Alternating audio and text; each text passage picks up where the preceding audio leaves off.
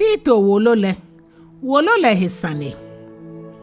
Tito le je majianyo ni echon Kristofonyo jile. Eke Paulo bonanyo ni ekele chuni ne yebu ale ye isani papa shiemo ni chumole mi. Paulo mwe Wole ya ha Tito ni jo blanyo fio ni fata he kechuni ye kretale ni eshile jeme ko ni ekweje ma asafole ni chumole no. Ni bi etenji okpo fan ye Wole na mi. Klɛŋklɛŋ le Paulo kai Tito jemba ni sa asafo nu chunle. Titri le yesuban gbohi ni mepi ni okreta le yo le hiwo. No sele ewo Tito nga boni echon asafo nku isroto la ni ha hi meji ke ye meji. Amehu ameba cho ameni kasemo le no amekechon oblaye ka oblahi ke nyoji ani. Na gbele Paulo wo Tito nga ye Kristofo ajemba hiwo. Titri le ake Sane amefe kpo ni amesumosumo amehe ni ameka gbegbe hu ni heche ni anata mo ke mingbra mo hi asafo le mi. Wole minjra mo ibane. Mlimbote mo ye Klɛŋklɛŋ yicho Klɛŋklɛŋ kuku ka ata kuku ni je dwe no. Eke asafo nu chunele no ye Klɛŋklɛŋ yicho kuku ni je numo ka aka kuku ni je nyuma ka ekpa. Eke asafo le minku isroto ya gbena. No yicho Enyɔ Klɛŋklɛŋ kuku ka ata kuku ni je nyuma ka enumo. No se ngawo ke kokobo. No Yitso Etɛ Klɛŋklɛŋ kuku ka ata kuku nyuma ka ekomie no. Eke enamue Yitso Etɛ kuku nyuma ka Enyɔ ka ata kuku nyuma ka enumo no. Agbene nye ha wo bo Tito Wole le toe. Klɛŋklɛŋ yicho ngamo Paulo niji nyumo chunlo ke Yesu Kristo bofule ngma Wole ne. Nyumo halami ni echumi ko ni maya wo nyumo halamo bila he mokeyeli ke nyumo jamo anukwale le he ni lele mi hiwale. Ni amena na no wala le hi eno kamo. Na no wala ne nyumo wo heshi dana abojele. Shiele renche ebe ni salemi le. Eji ewie mo le shi echon ye shiemo sanini ato awomiden ye nyumo ni jo ira hrelole famo na le mi. Mi ma Wole ne mi aha Tito ni jimi bi kron ye he mo ka ile ko me ni wo yo le na. Dromo ke mobo na le ke hejole ni je chenyumo le ke nuncho Yesu Kristo wo ira hrenole den ahao. Tito nuchumo ye Kreta. Ene hewo mishibo ye Kreta.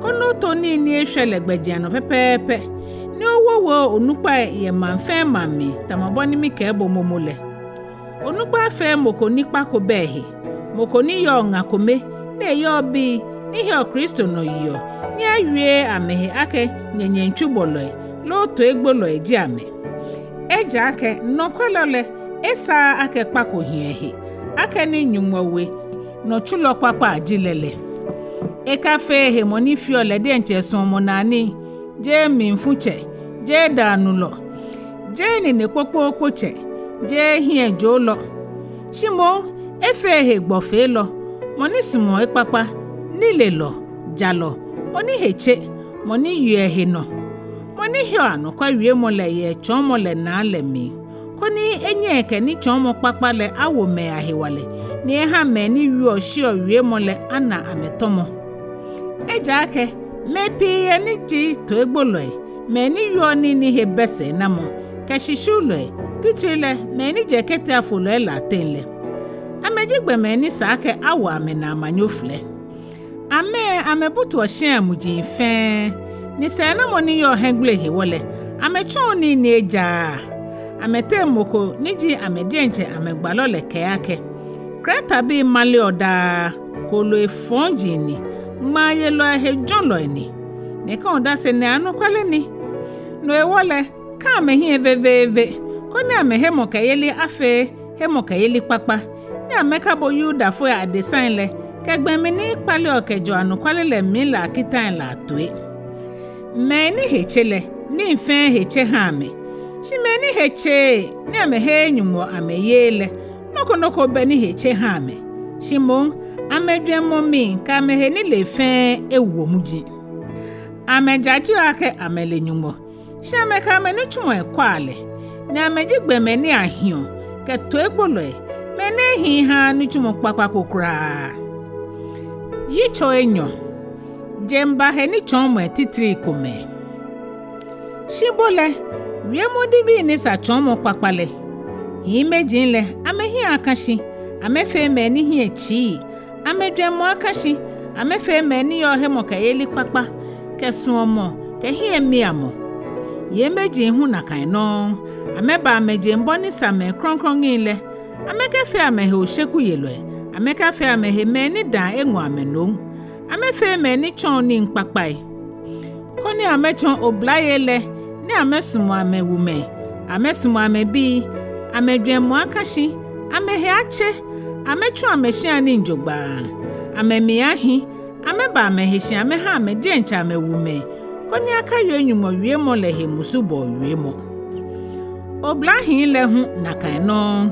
Wiemo chwame kona amedwamo akashi. Ni no fe no mile ngo bode nchohe ofe no kwamo no ha me ye no chumo ekpakpa agbefan.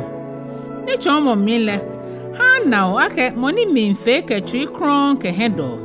O wiemo ahin boni anahi Sane kwata. Boni afeni moni ke wo ye lehi agbo. Ye na ni na no shako eke ye wo hele hewo. Chujinle ameba ameheshi ameha amejencha amenu nchomele. Amesa amehe ye ni bi femi. Ameka je Sane na. Ameka shrani. Shimo ameha na ameake meni yo anukwa ke moshi. Kone ameka wula nyumo niji wo yira hrelo le chomo le ye ni bi femi. Nono ni Christopher ajemba damo. Eja ake nyumo dromo ni ake hero gbeme fe ayiwala le epue. Ni echosi owo koni wokwa sheni ashe nyumo gbeye. Kejenen akono ele ni wo ke hie shikamo kejale ni femo kenyumo gbeye shemo ahishi yejenen. Be mi ni wo mi nkwa jomo ni wo hie kano ke wo nyumo pete nkple ke iwa herlo Yesu Kristo anyunyam le pue mo le gbele.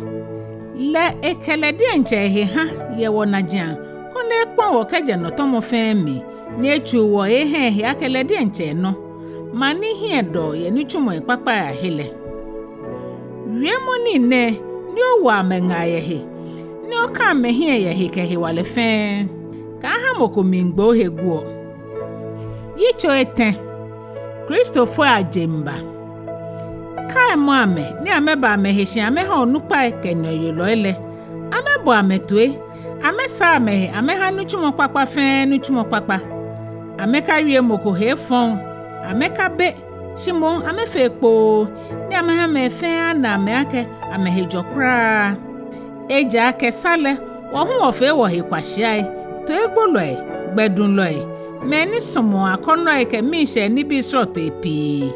Ni wo ba wo jenye ni fonja ni femo ke hechemi wo he etan ni wonyenyo wo he shibeni numo ni jiwa yira hrelo le mihile ke egbema he dole puele je jale nu chumo ni wo de nche wochu na shimo le de nche mobo na le na echon ehe fomo heju ke momo kronkron ehe femo le no ehere wo yiwala momo kronkron ne echon Yesu Kristo wo yira hrelo le no ifose ehwe wo no baba o koni ha wo chomo ni yelo ye na no wala le gbefan ye hie no kamona akeni abo wo ben yele no edromo na ale anokwa wie mone ni neke ni ne ano mita wake oma koni meni ehenyumo no ameyele akwe ni amebo no chumo ekpakpa he moden ene meji ni yo fel ni he yo se na mo ha gbeme shikwahye a waneje ke wekukpa achomo